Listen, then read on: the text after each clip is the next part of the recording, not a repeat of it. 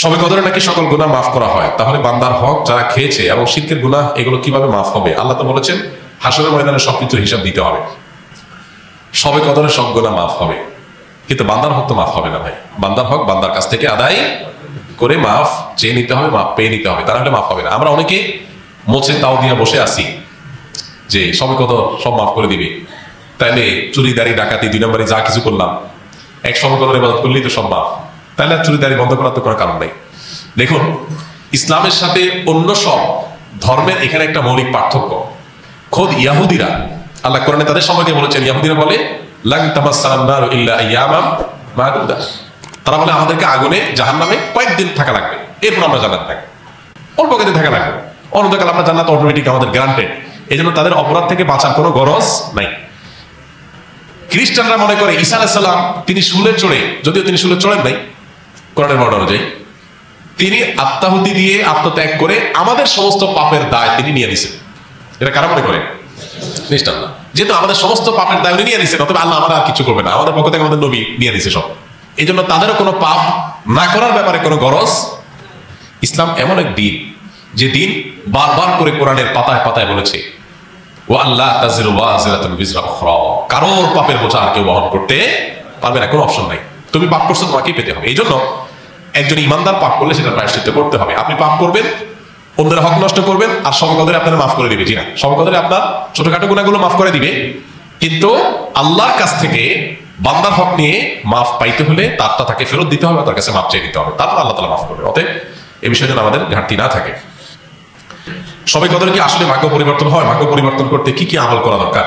ভাইরা আমার, লাইলাতুল কদরে মানুষের ভাগ্য লিপিবদ্ধ হয়। ভাগ্য লিপিবদ্ধ হওয়ার 4-5টা স্তর আছে, 4-5টা লেভেল আছে। বিভিন্ন লেভেলে লেভেলে মানুষের ভাগ্য নির্ধারণ হয়। মানুষের সৃষ্টির হাজার বছর আগে, 50,000 বছর আগে আল্লাহ তাআলা মানুষের তাকদীর লিখেছেন। আর মাতৃগর্ভে থাকাকালীন সময় আরেকটা লেয়ারে লেখা হয়। এরপরে প্রত্যেক বছর লাইলাতুল কদরে আবার সেই চূড়ান্ত যেটা লেখা আছে এজমালি, ওইটা বিস্তারিত লেখা হয় প্রতি বছর লাইলাতুল কদরে। কোরআন কারীমে সূরা দুখানে আল্লাহ বলেছেন, ইন্না আনজালনাহু ফী লাইলাতিন মুবারাকাহ ইন্না কুন্না মুনজিরিন ফীহা ইফরাহু কুল্লু আমরিন হাকীম। আল্লাহ বলেছেন, আমি এই কোরআনকে নাজিল করেছি বরকতময় রাতে। কোরআন কোন রাতে নাজিল হয়েছে? শবে বরাতে না শবে কদরে? শবে কদরে। সেই রাতে আল্লাহ বলছেন ফীহা, অর্থাৎ সেই বরকতময় রাতেই ইফরাহু কুল্লু আমরিন হাকীম, সব গুরুত্বপূর্ণ বিষয়গুলোকে আল্লাহ তাআলা ধার্য করেন। এখান থেকে বোঝা যায় লাইলাতুল কদরে সব মানুষের ভাগ্য নির্ধারণ। এখন কত ভাগ্য যেন ভালো নির্ধারণ হয়, তার জন্য কি করার আছে? সবচেয়ে বড় করা হলো ঈমান এবং তাকওয়া অবলম্বন করা। আল্লাহ বলেছেন যে ওয়ালাউ আন্না আহলাল কুরআন আমানু ওয়াত্তাকাউ লাফাতাহনা আলাইহিম বারাকাতিন মিনাস সামা। কোন জনপদের মানুষ ঈমান আর তাকওয়া আনলে আল্লাহ তাআলা বলেন আসমান থেকে বরকতের সব দুয়ারগুলো উন্মোচন করে দিবেন। আপনার ভাগ্যে ভালো কিছু লেখা হোক, চাইলে আপনাকে ঈমান আমলের চর্চায় এগিয়ে যেতে হবে। আমাদের দেশে মানুষ সব রাতে মসজিদে ভিড় করে, সারা বছর নামাজ কালামের খোঁজ খবর নেই, সব রাতে মসজিদে এসে ভিড় করছে। কেন? ভাগ্যে যেন ভালো কিছু লেখা হয়। একজন চেয়ারম্যান সরকারের কাছ থেকে রিলিফ পাইছে বা জনগণকে বন্টন করার জন্য জিনিসপত্র পাইছে, তো চেয়ারম্যান সাহেবের পাতি যে সমস্ত নেতা আছে বা চেলা চামচা আছে, সহযোগী আছে, এরা ভাগ দিতে আসছে। এক চামচা নির্বাচনের আগেও ছিল না, পরেও ছিল না, ভোটের সময় ছিল না, পরেও ছিল না, কোনো কিছুতে নাই। এখন যখন সরকারি চাইলে এসে হাজির হয়ে গেছে, গম এসে হাজির হয়ে গেছে, সে এসে ভাগ দিতে হাজির হয়ে গেছে। কি বলেন, এ পাবে ভাগে? আর যে সবসময় ছিল, ও যদি এদিন হাজির নাও হইতে পারে, তারপর চেয়ারম্যান সাহেব তার জন্য ঠিকই রেখে দিবে যে তুমি এগুলো বন্টন করো তোমার এলাকাতে। একই ভাবে আল্লাহ রাব্বুল আলামিনের আনুগত্য যদি আমরা সবসময় করি, ইনশাআল্লাহ আল্লাহ আমাদের নসিবে ভালো কিছু দিবেন। এক রাতের ইবাদত করে সব নিজের পক্ষে নিয়ে নিবা, সারা বছর আকাম করবো, এটা সঠিক পদ্ধতি না। দ্বিতীয়ত হলো লা ইয়ারদ্দু তাকদীর ইল্লা দুআ। দোয়া এমন একটা হাতিয়ার যে আল্লাহ তাআলা তাকদীরের 2টা পার্ট আছে, একটা গায়রে মুবরাম, একটা মুবরাম, একটা চূড়ান্ত, একটা অচূড়ান্ত।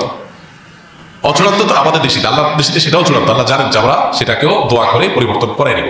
তো দোয়ার মাধ্যমে ওই তাকদীর পর্যন্ত আল্লাহ পরিবর্তন করেন। এই জন্য বিশেষ করে দোয়া করতে হবে। লাইলাতুল কদর হোক অন্য সময়, ইনশাআল্লাহ আল্লাহ তাআলা ভাগ্যে ভালো কিছু দান করবেন। রমজানের শেষ 10 দিনের গুরুত্বপূর্ণ আমলগুলো কি কি? রমজানের শেষ 10 দিনের সবচেয়ে বড়, সবচেয়ে প্রধান, অন্যতম আমল হলো ইতিকাফ করা। আমার যদি আল্লাহ তাআলা তৌফিক দিতেন একজন একজন করে রোজাদারের হাতে পায়ে ধরা বা অনুনয় করে বোঝানোর, তো আমি একজন একজন করে বোঝানোর চেষ্টা করতাম। রমজানে আপনি অন্য কিছু করতে পারেন না পারেন, রমজানে ফরজ রোজাগুলো রাখেন, গুনাহ থেকে বেঁচে থাকেন, আর শেষ দশকে ইতিকাফ করেন। বাস আপনার রমজান সার্থক হওয়ার জন্য যথেষ্ট হবে ইনশাআল্লাহ। নবী করিম সাল্লাল্লাহু আলাইহি সাল্লাম রমজানের রোজা দ্বিতীয় হিজরিতে ফরজ হওয়ার পর দশম হিজরিতে তিনি মারা গেছেন। এই কয়েক বছরের মধ্যে, 8-9 বছরের মধ্যে একটা বছরও তিনি ইতিকাফ ছাড়েন নাই। রমজান আসছে আর তিনি ইতিকাফ করেন নাই, এটা কোনোদিন হয় নাই। যে আমল নবীজি সাল্লাল্লাহু আলাইহি ওয়াসাল্লাম জীবনে কখনো ছাড়েন নাই, আমরা বেশিরভাগ মানুষ এখানে আছি যারা জীবনে সেটা একবার করি নাই। এর চেয়ে বড় দুর্ভাগ্য কি হতে পারে বলেন? আপনি যদি রমজানের স্বাদ পেতে চান, শেষ দরজে মসজিদে বসে যান ইতিকাফে, আপনি স্বাদ দেখতে পাবেন। আমাদের হাজার ব্যস্ততার কারণে আমরা আসলে চাইলেও সমাবাদ করে উঠতে পারি না। 10টা দিন মসজিদে আবদ্ধ হয়ে যান, অভূতপূর্ব এক আনন্দ পাবেন। এই জন্য ভাই, রমজানের শেষ 10 দিনের সবচেয়ে বড় আমল হলো ইতিকাফ করা। দ্বিতীয়ত, শেষ 10 দিনের অন্যতম আমল হলো বেশি বেশি ইবাদতবন্দি করা। নবী সাল্লাল্লাহু আলাইহি ওয়াসাল্লাম সম্পর্কে হাদিসে আসছে, কানা ইয়াজতাহিদু ফীহি মা লা ইয়াজতাহিদু ফী গায়রি। নবীজি শেষ 10 দিন যেরকম ইবাদত করতেন, এত কষ্ট করে ইবাদত অন্য কোনো সময় তিনি করতেন না। এই জন্য শেষ দশকে সবচেয়ে বেশি ইবাদত করা দরকার। আমরা তো মার্কেটে যে সময় নষ্ট করে ফেলি। শেষ দশক সারা রাত জেগে ইবাদত করা দরকার। কানা ইযা দাখালাল আশর আহইয়া লাইলা ওয়া আইকাযা আহলা ওয়া শাদ্দা বি'যারা। নবীজি শেষ দশক শুরু হলে কোমর বেঁধে দিতেন, ফ্যামিলিকে, পরিবার লোকদেরকে ডাকে তুলতেন এবং সারা রাত জেগে থাকতেন। এই জন্য ভাই, শেষ দশক যেন কোনোভাবে না ছুটে। আল্লাহ আমাদের তৌফিক দান করুন। শবে কদরের নামাজ কত রাকাত, নিয়ত কিভাবে করতে হয়, কি কি আমল আছে? শবে কদর বছরের সবচেয়ে শ্রেষ্ঠ রাত। এই রাতের ইবাদত খায়রুম মিন আলফি শাহর, হাজার মাসের ইবাদত চাইতে উত্তম। তো এই জন্য এই রাত জেগে আমরা ইবাদত করার চেষ্টা করবো। কিন্তু ইবাদতের নির্দিষ্ট কোনো ফরম্যাট, নির্দিষ্ট কোনো পদ্ধতি কোরআন হাদিস শিখায় দেয়নি যে আপনাকে নামাজ পড়তে হবে এত রাকাত, প্রথম রাকাতে অমুক সূরার সাথে তমুক সূরা এতবার পড়তে হবে, দ্বিতীয় রাকাতে অমুক সূরার সাথে অমুক সূরা এতবার পড়তে হবে, এরকম কোনো ধরা বাঁধা নিয়ম বলে দেওয়া হয় নাই। অতএব শবে কদরের নামাজ বলতে আলাদা কোনো ফরম্যাটের নামাজ নাই। আপনি 2 রাকাত করে নামাজ পড়বেন, ধীরে ধীরে সুন্দর করে যে কোনো সূরা দিয়ে পড়তে পারেন, যে কোনো সূরা যে কোনো সংখ্যকবার পড়তে পারেন, নির্দিষ্ট কোনো ফরম্যাট ঠিক করা নেই। শবে কদর উপলক্ষে একটা জিনিস শুধুমাত্র হাদিসে শেখানো আছে, জন্য একটা দোয়া, আল্লাহুম্মা ইন্নাকা আফুউন তুহিব্বুল আফওয়া ফাআফু আন্নি। আল্লাহ, আপনি ক্ষমাশীল, ক্ষমাকে পছন্দ করেন, আমাকে ক্ষমা করে দিন। এর বাইরে শবে কদরের নামাজ বলতে আলাদা নিয়মের কোনো নামাজ নাই।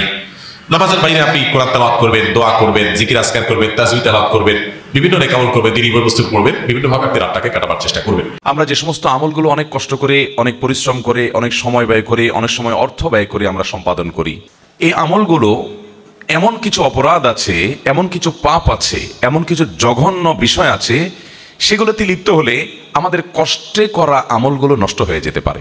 শুরুতেই আমরা নিয়ত করে নিই যে পয়েন্টসগুলোর কথা আমরা জানবো, যে বিষয়গুলোর কথা আমরা জানবো, যেগুলো বান্দার আমলকে বরবাদ করে দেয়, আমলকে নষ্ট করে দেয়, সেগুলো যেন আমার জীবনে কোনো অবস্থায় না থাকে। যদি থাকে, এই আলোচনা শোনার সাথে সাথে আমরা তওবা করে নিব যে সেগুলো আর কখনো আমার জীবনে যেন না আসে, আর ভবিষ্যতেও যেন এরকম কোনো বিষয় আমাদেরকে স্পর্শ করতে না পারে যে বিষয় আমাদের আমলকে বরবাদ করে দিবে। সেরকম নিয়ত আমরা শুরুতে করে নেই, ঠিক আছে তো ইনশাআল্লাহ? মোহতারাম হাজরিন, বান্দার সকল ভালো কাজ, সকল অর্জন, সকল সওয়াব, সকল নেক আমল, এগুলোকে সত্যি এবং প্রকৃত অর্থেই বরবাদ করে দেয়, পরিপূর্ণভাবে ধ্বংস করে দেয় মূলত শিরক এবং কুফরি এবং নেফাক। এটি যখন মুখরিজ আনিল মিল্লাহ পর্যায়ের হয়, অর্থাৎ কেউ যদি বড় শিরক এবং বড় কুফরি এবং বড় নেফাকে লিপ্ত হয়, তাহলে এই ব্যক্তির সমস্ত আমলগুলো বরবাদ হয়ে যায়। সে আগে যত যা করেছে ভালো কাজ, সব মাইনাসে চলে যায়, সব ডিলেট হয়ে যায়। এ সম্পর্কে আল্লাহ রাব্বুল আলামিন কোরআন কারীমে সূরা মায়েদার 5 নম্বর আয়াতে বলেছেন, ওমান ইয়াকফুর বাদাল ঈমান ফাকাদ হাবিতা আমালু। যে ব্যক্তি ঈমান আনার পর আবার কুফরি করলো, অস্বীকার করলো আল্লাহর কোনো কিছুকে, তাহলে সেক্ষেত্রে তার আমল বরবাদ হয়ে গেল। কুফরি করলো মানে হলো সাথে সাথে তার আমল বরবাদ হয়ে গেল, শেষ। অতএব ভাইরা আমার, আল্লাহ রাব্বুল আলামিনের প্রতি কুফরি যেন আমাদের কোনো আচরণ দ্বারা, কোনো কথা দ্বারা, কোনো বিশ্বাস দ্বারা না হয়, সেজন্য আমাদেরকে সতর্ক থাকতে হবে, সাবধান থাকতে হবে। আমান্না সাল্লামনা, ইমানদারের কথা হলো আল্লাহ রাব্বুল আলামিনের আদেশ নিষেধের উপর আমি ঈমান আনলাম, মেনে নিলাম, আমার বুঝে আসুক বা না আসুক। আমল বরবাদ হওয়ার জন্য আরেকটা বিষয়ের দায় আছে অনেক বড়, সেটি হলো শিরক। কুফরিরই ওই ক্যাটাগরির আরেকটি অপরাধ, আরেকটি পাপ, যেটি ক্ষমার অযোগ্য যদি কেউ এটি করে তওবা ছাড়া মারা যায়। আর যদি এটি করার পর কেউ তওবা করে, আল্লাহ তাআলা মাফ করে দিবেন। অনেক মুসলিম ভাইরা আছি আমরা, অনেক বোনরা আছেন আমাদের, যারা শিরকে লিপ্ত হন, আল্লাহর ইবাদত করেন, আবার আল্লাহর পাশাপাশি হয়তো কোনো মানুষের, কোনো কবরের, কোনো মাজারের, কোনো আপনার অলৌকিক শক্তির পুজো করেন, উপাসনা করেন, তার কাছে প্রার্থনা করেন, তার কাছে সাহায্য চান। এরকম রোগবালাই, এরকম শিরকের এই বদ অভ্যাস আমাদের দেশে অনেক মানুষের মধ্যে আছে না নাই? শিরকের এই অপরাধ সম্পর্কে আল্লাহ তাআলা বলেছেন, ওয়ালাকাদ উহিয়া ইলাইকা ওয়া ইলাল্লাযীনা মিন ক্বাবলিক। হে রাসূল, আপনি এবং আপনার পূর্বে যত রাসূল পৃথিবীতে এসেছেন, সকলের প্রতি আল্লাহ তাআলার কমন একটা অর্ডার ছিল। সেটা কি? লাইন আশরাকতা লা ইয়াহবাতান্না আমালুক। যদি আপনি শিরকে লিপ্ত হন, রাসূল সাল্লাল্লাহু আলাইহি ওয়াসাল্লামকে আল্লাহ বলছেন, আপনি নিজে শিরকে যদি লিপ্ত হন, নবী হয়ে, রাসূল হয়ে যদি কেউ আল্লাহর সঙ্গে শিরকে লিপ্ত হয়, লা ইয়াহবাতান্না আমালুক, তাহলে আপনার যত আমল আছে, ভালো কাজ আছে, সব বরবাদ হয়ে যাবে। ওয়ালা তাকুনান্না মিনাল খাসিরিন, এবং আপনি ক্ষতিগ্রস্তদের কাতারে শামিল হবেন, লুজার হবেন, সব হারিয়ে আপনি কপাল পোড়া দুর্ভাগা হতভাগা হয়ে যাবেন, ক্ষতিগ্রস্ত হয়ে যাবেন। মোহতারাম হাজরিন, এই আয়াত বলছে যদি কেউ শিরকে লিপ্ত হয় তাহলে তার সমস্ত নেক আমল নষ্ট হয়ে যায়। এই জন্য শিরকের ব্যাপারে আমাদের সাবধান থাকতে হবে। আমাদের দোয়া, সন্তান না হলে, ব্যবসা বাণিজ্য ভালো না হলে, বিপদ আপদ দূর না হলে, রোগবারাই ভালো না হলে, তারপর আমাদের দাম্পত্য জীবনে সুখ শান্তি না হলে, যেই কোনো সুবিধা অসুবিধা চাওয়া পাওয়া, এগুলোর জন্য আমরা হাত তুলবো, প্রার্থনা করব একমাত্র কার কাছে? আল্লাহ রাব্বুল আলামিনের কাছে। আল্লাহর পাশাপাশি যদি আপনি অন্য কাউকে শরীক বানান, আরো কারোর কাছে আপনি দোয়া করেন, প্রার্থনা করেন, তাহলে এটা হবে শিরক। ঠিক একইভাবে আমাদের সেজদা, আমাদের রুকু, আমাদের নামাজ, এটা কার উদ্দেশ্যে হবে? আল্লাহর উদ্দেশ্যে। এখন আপনি কোনো কবরে গিয়ে, কোনো মাজারে গিয়ে সিজদা করলেন, সেখানে গিয়ে আপনি রুকু করলেন, সেখানে গিয়ে নামাজ পড়লেন, তাহলে এটা হলো শিরক, এবং এই শিরকের কারণে আপনার আমল বরবাদ হতে পারে। এজন্য মোহতারাম হাজিরিন, শিরক এবং কুফর, আল্লাহর কোনো বিধানকে বা আল্লাহর শরীয়তকে, আল্লাহর আদেশকে অস্বীকার করা, কিংবা আল্লাহর ইবাদতের পাশাপাশি অন্য কারো শরীক করা, এগুলো আমাদের আমলগুলোকে বরবাদ করে দেয়। দ্বিতীয় যে বিষয়টি বান্দার আমলকে বরবাদ করে দেয়, নষ্ট করে দেয়, সেটি হলো রিয়া বা লৌকিকতা, মানুষ দেখানো কাজ করা। এটা মানুষের আমলকে বরবাদ করে দেয়। ইবনে মাজাহ বর্ণিত একটি হাদিস আছে, নবী করিম সাল্লাল্লাহু আলাইহি ওয়াসাল্লাম বলেছেন, কিয়ামত যখন কায়েম হবে তখন আল্লাহর পক্ষ থেকে একজন ঘোষক ঘোষণা দিয়ে বলবেন, যারা কোনো ভালো কাজ করছো তোমাদের জীবদ্দশায় আল্লাহকে খুশি করার জন্য, আবার পাশাপাশি আল্লাহর সাথে অন্য আরো কারোর খুশিও তোমার উদ্দেশ্য ছিল। দুনিয়াতে যদি কোনো ভালো কাজ করো, আল্লাহকে খুশি করার উদ্দেশ্যও ছিল, সাথে একটু বান্দারা একটু দেখুক, বান্দারা একটু আমাকে ভালো বলুক, একটু বাহাবা দেখ, সবাই একটু জানুক, একটু ভাবসাব আসবে, এরকম অসৎ উদ্দেশ্য যাদের ছিল, আল্লাহর পক্ষ থেকে ঘোষক ঘোষণা দিয়ে বলবেন, তারা যেন তাদের সেই ভালো কাজের সওয়াবের আশা আল্লাহর কাছে না করে, ওইটা আল্লাহকে খুশি করার পাশাপাশি আর যাকে দেখানোর জন্য, যাকে খুশি করার জন্য, যার কাছে গল্প দেওয়ার জন্য করছিলা, তার কাছ থেকে গিয়ে বিনিময় নাও। কারণ ইন্নাল্লাহা আগনা শুরাকা আনিশ শিরক, আল্লাহ তাআলা তার সাথে যাদেরকে শরীক সাব্যস্ত করা হয়, এসব শরীক টরিকের শিরক থেকে, পার্টনারশিপ থেকে আল্লাহ তাআলা অনেক পবিত্র। এগুলোর কোনো প্রয়োজন আল্লাহ তাআলার নাই। পিওর কোনো আমল আল্লাহর জন্য করলে, যে সেখানে আল্লাহর কাছেই আমি শুধুমাত্র সওয়াব আশা করি, মানুষের কাছে আমার কিছু পাওয়ার আশা নাই। আজকাল আমাদের সোশ্যাল মিডিয়ার কারণে, ফেসবুক, ইউটিউব ইত্যাদির কারণে আল্লাহকে খুশি করার জন্য শুধুমাত্র আমল, এরকম আমল খুঁজে পাওয়া বড় কঠিন, বড় কঠিন। নামাজটা পড়লেও পারলে সেলফি যদি তুলে ফেসবুকে দিতে পারি, কিছু লাইক কমেন্ট কামাই হবে, কিছু বাহবা হবে, কিছু লোক নারায় তাকবীর দিবে। মিডিয়ার কল্যাণে আজকাল আমাদের ইখলাস ধরে রাখা, এটা সোনার হরিণ হয়ে গেছে, কঠিন হয়ে গেছে। ঠিক না ভাই? ঠিক। মোহতারাম হাজরিন, সেজন্য আল্লাহ রাব্বুল আলামিনের কাছে পানাহ চাইতে হবে। ভাইরা, কত আমল আমরা করছি, কত আমল আমরা করছি না জানি, রিয়ার কারণে, লোক দেখানো মানসিকতার কারণে, লোক শোনানো মানসিকতার কারণে, লৌকিকতার কারণে আমাদের সেসব আমল বরবাদ হয়ে যাচ্ছে। সেগুলোর কোনো সওয়াব আল্লাহর কাছে আমরা পাবো না। এজন্য একজন ইমানদার তিনি রিয়া থেকে নিজেকে বাঁচানোর জন্য আপ্রাণ চেষ্টা করবেন। বিশেষ করে আর্থিক ইবাদত, যে ইবাদতগুলো সওয়াব করার মতো, যেগুলো মানুষ দেখবে, দেখানো যায় মানুষকে, এই আমলগুলো মানুষকে দেখা দেখি করলে অনেক সময় নিজের মধ্যে ওই মানুষের কাছ থেকেও যে বাহবা পাবো, এরকম একটা আশা, এক্সপেক্ট চলে আসে। ঠিক না? ঠিক। ওমরা যাব, হজে যাব, তো কিছু ছবি তুলে ফেসবুকে দিব, কিছু বন্ধু বান্ধব জানবে, তারা দোয়া চাইবে আমার কাছে, তারপর আমার কাছে তারা আমাকে বাহবা দিবে, এরকম আশা অনেক সময় থাকে। ভাইরা আমার, ইমানদার তার গুনাহ বা পাপগুলোকে যেরকম লুকানোর চেষ্টা করে, কেউ যেন না দেখে, কেউ যেন টেন না পায়, যেন চুপে চুপে মোবাইলে খারাপ জিনিস, হারাম জিনিস দেখে শুনে, গুনাহকে লুকায় লুকায় করে, যাতে মানুষের কাছে সে ভালো থাকতে পারে, মানুষ যেন তাকে খারাপ মনে না করে। তো গুনাহ যেরকম মানুষ লুকানোর চেষ্টা করে, ইমানদার তার নেক আমলগুলোকেও এরকম লুকানোর চেষ্টা করবে, যে কেউ দেখার পর আমার ভিতরে ভাব চলে আসবে, বা কাউকে দেখানোর উদ্দেশ্য আমার মনের মধ্যে আসবে, তাহলে তো আমল বরবাদ হয়ে যেতে পারে, এটা কোনো সওয়াব আমার কাছে নাও পাইতে পারি। এই জন্য ওই আমলটাকে সেভ করার জন্য, এটাকে নিরাপদ করার জন্য সে লুকাবার চেষ্টা করবে, গল্প দিয়ে বেড়াবে না, গল্প দিয়ে বেড়াবে না। তার অনেক কাজ থাকবে কিন্তু মানুষ জানবে না। আর অনেক মানুষ আছে দেখবেন যে যদি সারা বছরে একদিনও তাহাজ্জুদ পড়ার তৌফিক নসিব হয়, ভোর রাতে উঠে, মাশাআল্লাহ, তার সারাদিনের গল্পের মধ্যে, কথাবার্তার মধ্যে, আলাপচারিতার মধ্যে, কনভারসেশনের মধ্যে কোনো না কোনোভাবে ওই বিষয়টা চলে আসেই আসে। ঠিক না? ঠিক।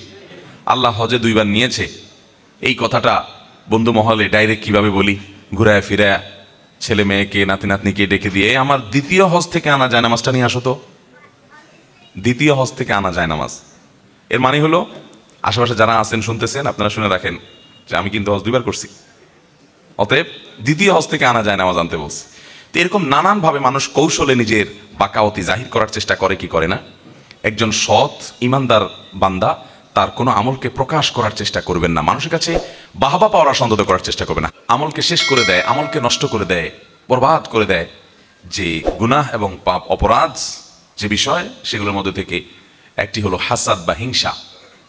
অন্যের ভালো দেখতে পারেন না, কারোর সাথে আপনার কম্পিটিশন আছে, ওর ভালো দেখলে আপনার জ্বলে। এই রোগটা আমাদের মধ্যে আছে না নাই? ইমানদারের কলিজাটা হতে হবে ফ্রেশ।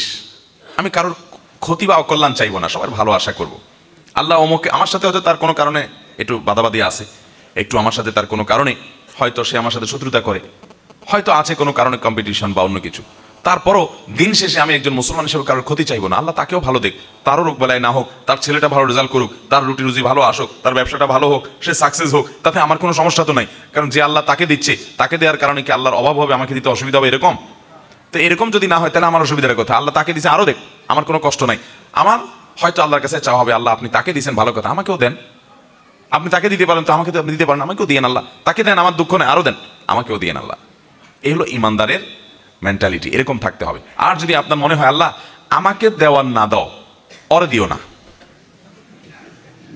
আছে না না এগুলা? আমার ছেলেটা পাস করুক আর না করুক, ওর ছেলে জিপিএ 5 পাইছে, এটা আমি শুনতে চাই না, ঠিক না? আমার দোকানে কাস্টমার ঢুকুক আর না ঢুকুক, ওর দোকানে কাস্টমার ঢুকবে আর ব্যাগ ভর্তি জিনিস নিয়ে বাইরে হবে, এইটা আমি সহ্য করতে পারবো না। এটার বলে হিংসা, এটার বলে কি? অন্তরে জ্বালা পোড়া করে। কারোর ভালো দেখলে অন্তরে চিনচিন করে জলে কিনা খেয়াল করবেন, এটা হলো হিংসা মাপার মিটার। যদি জলে তাহলে বুঝবেন এই রোগটা আপনার মধ্যে আছে।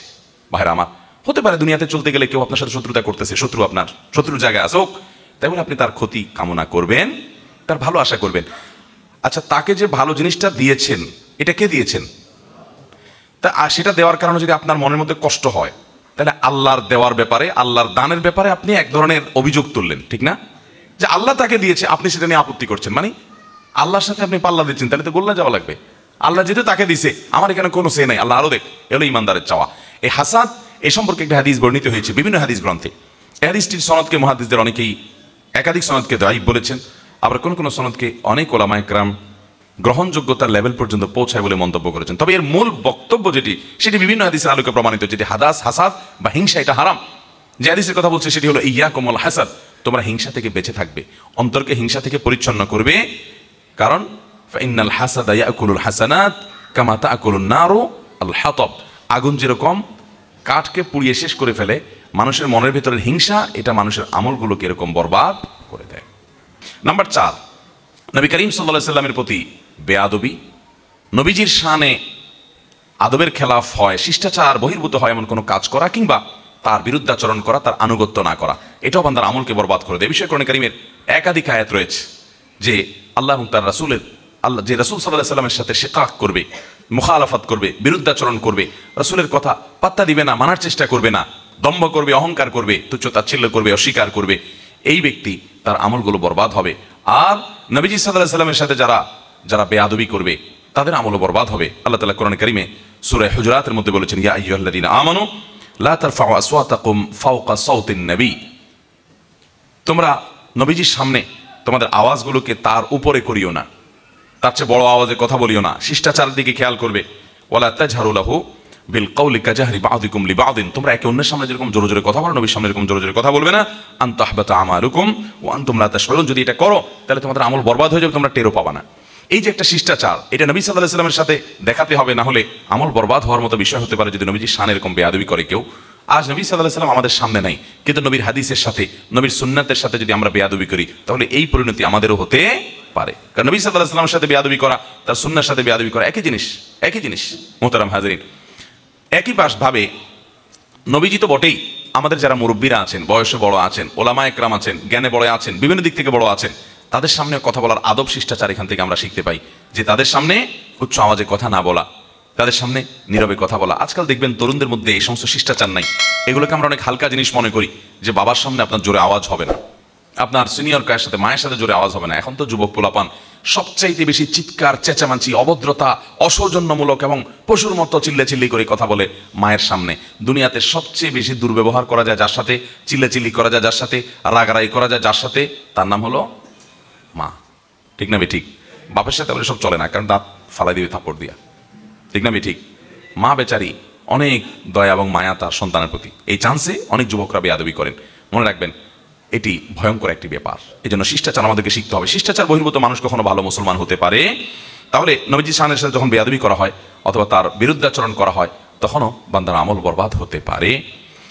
আর 5 নম্বর হলো সালাতুল আসর বা আসরের নামাজ যদি কেউ এটার ব্যাপারে অবহেলা করে। অনেকে দেখবেন আসর নামাজ পড়ে না, অবহেলা করে, পড়ে না, টাইম মতো পড়ে না, 2 দিন পড়ে তো 4 দিন পড়ে না। তো এই ব্যক্তির আমল বরবাদ হওয়ার কথা হাদিসে আছে। সহিহ বুখারীতে নবী সাল্লাল্লাহু আলাইহি ওয়াসাল্লাম বলেছেন, মান তারাকা সালাতাল আসর ফাকাদ হাবিতা আমালু। যে ব্যক্তি আসরের নামাজ পড়ে না, বাদ দেয়, তার আমল বরবাদ হয়। এখানে আমল বরবাদ বলতে কি বোঝানো হয়েছে? অনেক মুহাদ্দিসগণ বলেছেন তার মানে আসর যেহেতু পড়লো না এজন্য ওই আমলটা বরবাদ হয়ে গেল। আর আসরের নামাজ হলো 5 ওয়াক্ত নামাজের ভিতরে বিশেষ গুরুত্বপূর্ণ নামাজ। হাফিজু আলাস সালাওয়াতি ওয়াস সালাতিল উসতা হাদিসে আসছে তোমরা সব নামাজের দিকে খেয়াল করো, বিশেষ করে মধ্যম নামাজ। মধ্যম নামাজটা কি? অনেক মুহাদ্দিস, অনেক মুফাসসির আর কোরআন বিশ্লেষকগণ বলেছেন যে এখানে আসরের নামাজকে বোঝানো হয়েছে, বিশেষ গুরুত্বপূর্ণ। এজন্য আসরের নামাজের পরে অবহেলা বিশেষভাবে একজন ইমানদার করবে না, এটি তার ওই আমলকে বরবাদ করে দিতে পারে। 6 নম্বর এবং সর্বশেষ যেটি বলতে চাই তা হলো কোনো মানুষ যদি কারোর পরিণাম সম্পর্কে নিজে পণ্ডিতি করে আল্লাহর উপর কোনো ফয়সালা দিয়ে দিতে চায়, এটা তার আমলকে বরবাদ করে দিতে পারে। এ সম্পর্কে একটি হাদিস বর্ণিত হয়েছে। নবী করিম সাল্লাল্লাহু আলাইহি ওয়াসাল্লাম ইরশাদ করেছেন, কোন এক ব্যক্তি অন্য ব্যক্তি সম্পর্কে বলল যে এই ব্যক্তিকে আল্লাহ তাআলা মাফ করবেন না, এর কোনো রক্ষা নাই, এর খবর আছে, এর আল্লাহ তাআলা ছাড় দিবেন না, এরকম হার্ডলি বলেছে। আল্লাহ রাব্বুল আলামিন ওই ব্যক্তিকে বলবেন, আমার ওই বান্দাকে মাফ করবো কি করবো না এটা তো আমার ইখতিয়ার। তুমি যখন এত বড় পণ্ডিতি করলা যে ঠিক আছে সে মাফ পাবে না, তাহলে আমি তাকে মাফ করে দিলাম আর তোমার আমল বরবাদ করে দিলাম। বেশি তুমি আমার উপরে ফয়সালাগিরি করতে গেছো। মোহতারাম হাজরিন, এটা হলো তখন যখন কোনো মানুষ মুসলমান হবে। মুসলমান হইয়াও তার মধ্যে কি থাকতে পারে? আপনার এ ধরনের বিষয় আশা থাকতে পারে, এ ধরনের দুর্বলতা থাকতে পারে যে সে মুসলমান হওয়ার পরও কোনো গুনাহের কারণে, কোনো পাপের কারণে আপনার কাছে মনে হচ্ছে সে অনেক পাপিষ্ট হয়ে মারা গেছে। আপনি ফয়সালা দিয়ে দিলেন, না এর কোনো রক্ষা নাই, আল্লাহ এর মাফ করবে না। মানে ব্যাপারটা হলো যে আল্লাহর উপর আপনি ফয়সালা দিয়ে বসে আসলেন। এটা ভয়ঙ্কর বিষয়। এটা অনেক ক্ষেত্রে আমাদের আমল বরবাদের কারণ হতে পারে, আল্লাহর রাগের এবং ক্রোধের কারণ হতে পারে। আমল বিনষ্টকারী এই 6টি বিষয় থেকে বিশেষভাবে যেন আমরা বেঁচে থাকতে পারি, আল্লাহ সুবহানাহু ওয়া তাআলা আমাদের সকলকে সেই তৌফিক দান করুন। জাযাকুমুল্লাহু খায়রা।